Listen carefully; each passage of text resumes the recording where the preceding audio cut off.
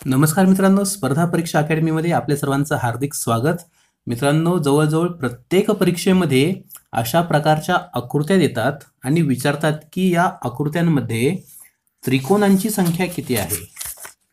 हे पहा, अशा वेगवेगळ्या प्रकारच्या आकृत्या असतात आणि मित्रांनो हे तुम्हाला पैकीच्या पैकी मार्क मिळवून देणारे प्रश्न असतात. कशा प्रकारे सॉल्व्ह करायचे चला पाहूया. काय करायचं पहा, या ठिकाणी तुम्हाला या रेषा निघालेल्या दिसतात आतमध्ये, बरोबर. ह्या रेषा जरा काउंट करा, मोजा या रेषांना. आपण मोजूया. 1 2 3 4 5 आणि 6. 6 रेषा आहेत टोटल. सगळ्या रेषा मोजायच्यात. ठीक आहे. आता याच्या 6 रेषा आहेत, यामधून एक वजा करा. 6तून 1 गेले 5. तर 5 अधिक 4 अधिक 3 अधिक 2 अधिक 1, बस यांची बेरीज करायची आहे. तुम्हाला उत्तर निघेल. बेरीज करा बरं. 5 आणि 4 9, 9 आणि 3 12, 12 आणि 2 14, 14 आणि 1 15. मित्रांनो, जर रेषा जास्त असतील तर आपण काय करणार, उदाहरणार्थ याच्यामध्ये 17 रेषा आहेत. त्यावेळी जर आपण 17 मधून 1 वजा केला म्हणजे 16 अधिक 15 अधिक 14 असं जर करत बसलो अधिक 1 पर्यंत, तर हे उदाहरण तर फार वेळ घेणार आहे. तर यासाठी मी ऑलरेडी माझ्या एका जुन्या व्हिडिओमध्ये सांगितलेलं आहे की ही बेरीज कशी करतात क्रमवार संख्यांची. तर तो व्हिडिओ तुम्ही नक्की पहा. या ठिकाणी वरती आय नावाचं बटन आहे पहा. या ठिकाणी या आय या ठिकाणी तुम्ही क्लिक करा, तुम्हाला ते मिळून जाईल. काय करायचं पहा, अशा वेळी 1 अधिक 2 अधिक 3 करत करत 16 पर्यंतची बेरीज आपल्याला करायची आहे, बरोबर. तर आपण काय करायचं, 16 पर्यंतची करायची की नाही. 16 घ्या, त्याच्या पुढचा एक अंक घ्या. 16 गुणिले 17, याला भागिले करा 2. बघा काय काय उत्तर येईल. 2 ने भाग द्या. बे के बे, ब्याठी 16. 8 गुणिले 17 करा गुणाकार. 17 8 बघा किती होतं.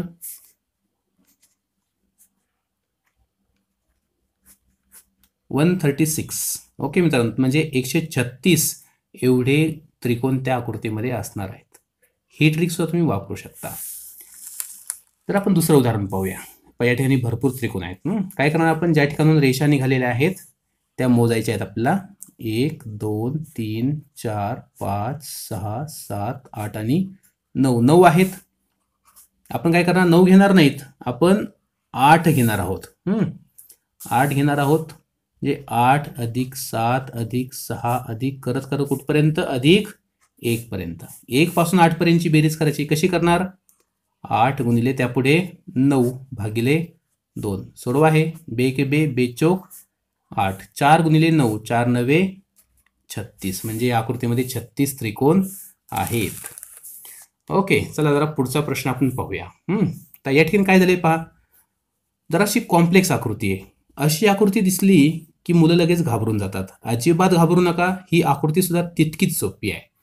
मगाचाच फॉर्म्युला आपण वापरूया. उभ्या रेषा मोजूया. हे पहा, कुठून निघाल्यात, या ठिकाणी. इथून निघाल्यात का नाही, इथून निघाल्यात का नाही, इथून त्या रेषा निघाल्यात, त्या आपण मोजूया. 1 2 3 4 आणि 5. 5 आल्यात. 5 घ्यायचे नाहीत, 1 वजा करा. 4 4 अधिक 3 अधिक 2 अधिक 1. ओके, किती होतात हे, 4 आणि 3 7, 7 आणि 2 9, 9 आणि 1 10. 10 झाल्या. आता या ठिकाणी आडव्या पण काय रेषा आहेत त्या सुद्धा मोजून घ्या. ही पहिली आडवी रेषा आहे. 1 2 आणि 3. 3 आडव्या रेषा आहेत की नाही, हे 3 आडव्या रेषा आहेत. तर हे जे 10 जे आपले आले होते, हे 10 गुणिले या आडव्या रेषा 3 यांचा गुणाकार करा. 10 त्रिक 30. म्हणजे या आकृतीमध्ये 30 त्रिकोण आहेत. ओके मित्रांनो, तर अशा प्रकारे आपण काय केलं, या त्रिकोणांची संख्या आपण मोजत आहोत. जरा पुढचा प्रश्न पहा. अगदी सेम त्याच पद्धतीचा आहे. तुम्ही सुद्धा हा प्रश्न सोडवू शकता, बरोबर.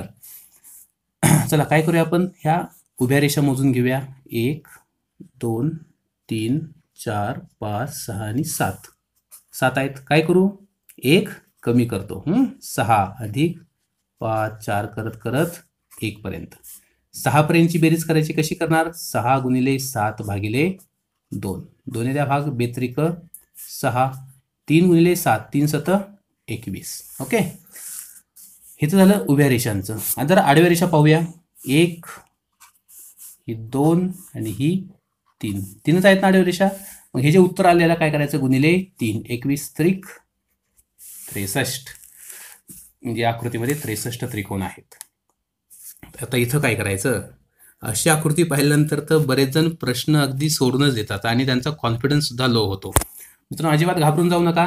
2 सेपरेट त्रिकोण आहेत, दिसतात का? पहा, हे पहा, इकडचा हा एक सेपरेट त्रिकोण आहे आणि या बाजूचा हा एक सेपरेट त्रिकोण आहे. ओके, जर आपण या त्रिकोणाचा विचार करूया.